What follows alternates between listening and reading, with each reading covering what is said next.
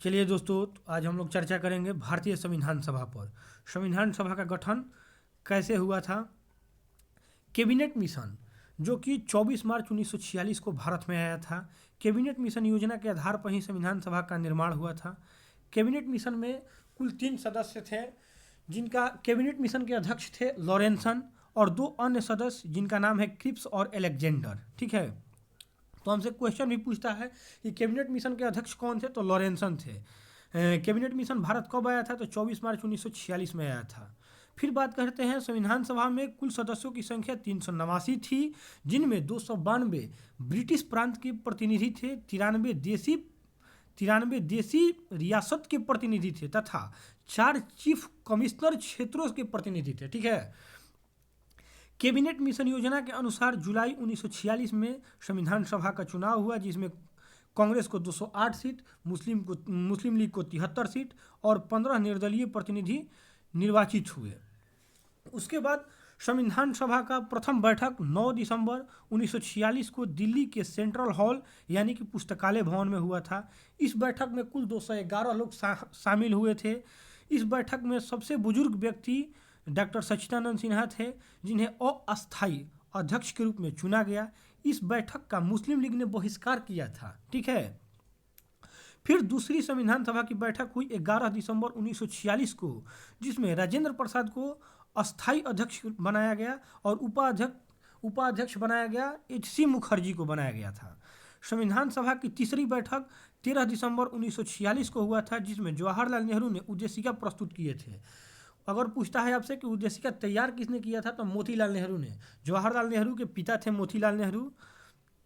इस उद्देशिका को आगे चलकर 22 जनवरी 1947 को स्वीकार किया गया और संविधान निर्माण के लिए अनेक समितियां बनाई गई, जो कि प्रमुख समितियां और उनके अध्यक्ष के बारे में हम आपको बताते हैं।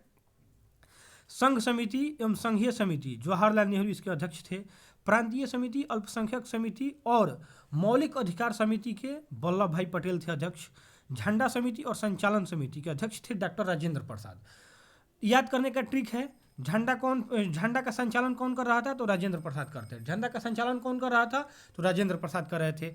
जहां पर भी संघ आ जाएगा तो आंख मूंद कर मार देना है, जवाहरलाल नेहरू को टिक कर देना है। ठीक है, संघ और जहां भी आएगा संघ शक्ति समिति या संघीय संविधान समिति, तो जवाहरलाल नेहरू। फिर मौलिक अधिकार उप समिति, तो JB कृपलानी। अगर मौलिक अधिकार समिति बोलता है तो सरदार वल्लभ भाई पटेल, और मौलिक अधिकार उप समिति बोलता है तो JB कृपलानी। ठीक है, अल्पसंख्यक उप समिति बोलेगा तो H.C. मुखर्जी। अभी कुछ देर पहले ही हम आपको बताएं कि संविधान सभा के जब दूसरी बैठक हुई थी, उस बैठक में H.C. मुखर्जी को ही उपाध्यक्ष चुना गया था। ठीक है, प्रारूप समिति के अध्यक्ष डॉक्टर भीमराव अंबेडकर को बनाया गया था। भीमराव अंबेडकर के साथ अन्य और 7 लोग भी इस समिति के सदस्य थे। इस समिति का गठन 29 अगस्त 1947 में हुआ था। डॉक्टर भीमराव अंबेडकर को शिल्पकार कहा जाता है। संविधान का शिल्पकार किसे कहा जाता है, तो डॉक्टर भीमराव अंबेडकर को। जनक किसे कहा जाता है संविधान का, तो डॉक्टर भीमराव अंबेडकर को। 26 जनवरी 1949 को हमारा संविधान बनकर तैयार हो गया था, इसलिए 26 जनवरी को ही विधि दिवस या संविधान दिवस के रूप में हम लोग मनाते हैं। संविधान बनाने में 2 साल 11 महीना 18 दिन लगा था समय। कुल 114 दिन संविधान बनाने में बहस हुई थी। संविधान बनाने पर कितने दिन बहस हुआ था, तो 114 दिन बहस हुआ था। लगभग 64 लाख रुपये का खर्च आया था। 63,96,729 रुपये यानी कि 64 लाख रुपये खर्च हुआ था संविधान बनाने पर। अंतिम बैठक 24 जनवरी 1950 को हुआ था, जिसमें 284 लोग हस्ताक्षर किए थे। प्रथम हस्ताक्षर बलवंत राय मेहता ने किए थे और 12 हस्ताक्षर महिलाओं ने भी की थी। इसी दिन राष्ट्रगान को भी अपनाया गया था। 24 जनवरी 1950 को ही राष्ट्रगान को अपनाया गया था। आप कमेंट में बताइएगा भारत का राष्ट्रगान क्या है। ठीक है, और 26 जनवरी 1950 को पूरे भारत में संविधान लागू कर दिया गया था। और उसी दिन मेरा देश, हम लोग का देश गणतंत्र हो गया था। इसी चलते 26 जनवरी को हम लोग गणतंत्र दिवस मनाते हैं। तो ठीक है, फिर मिलते हैं हम लोग अगले वीडियो में।